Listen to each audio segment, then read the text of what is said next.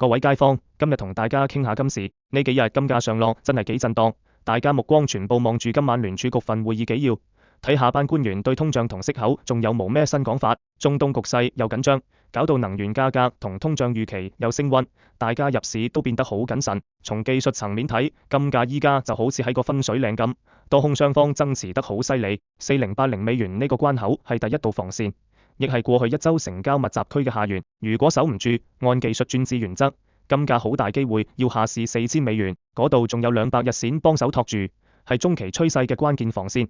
如果嗰度都穿埋，市況就真係轉弱。相反，如果大家想金價好轉，一定要先衝破4200美元呢個阻力位，嗰度有20天移動平均線頂住，好難衝。如果真係過到，仲要站穩4360美元呢個下行趨勢線壓力點，金價先至算係重拾升勢。提醒大家，今晚會議紀要好關鍵，如果口風偏鷹，金價隨時有技術性拋售，大家記得先觀察後行動，等行情明確突破再部署，千祈唔好盲目追入市。投資最緊要量力而為，做好風險管理啊！溫馨提示，本內容純屬個人交流，唔構成投資建議，入市盈虧自己負責。